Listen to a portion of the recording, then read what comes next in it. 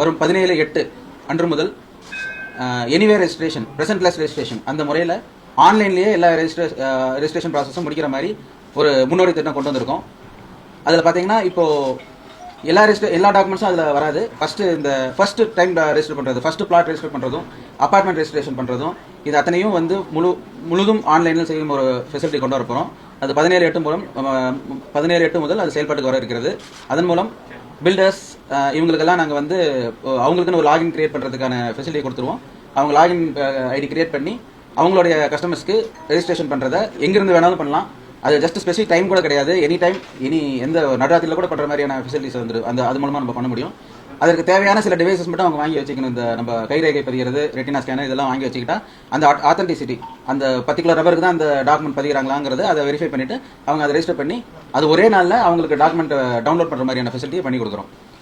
So இதன் மூலமாக மக்கள் ஒரு 30% ரெஜிஸ்டர் ஆஃபீஸ்க்கு வர வேண்டிய க்ரௌடு கம்ப்ளீட்டாக கம்மியாயிரும். இதன் மூலம் அடுத்த இன்னும் 70% வேலைகளும் நடந்துட்டு இருக்கு.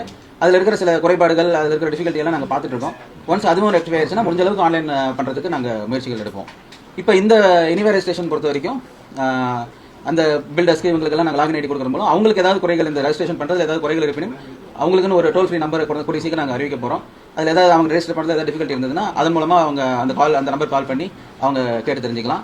அதே மாதிரி ஏதாவது ஒரு குவீஸ் இருக்குன்னா, எஸ்ஆர்ஸ் ஒரு டாக்குமெண்ட் ரெஜிஸ்டர் பண்ணும்போது ஏதாவது குவீஸ் இருந்ததுன்னா சப் ரெஜிஸ்ட்ரார்ஸ் வந்து அதில் கொரி போட்டாங்கன்னா அதுக்கு ஒரு 30 நாளில் பதில் அளிச்சாங்கன்னா அந்த டாக்குமெண்ட் ரிலீஸ் ஆயிரும். அவ்வளோதான்.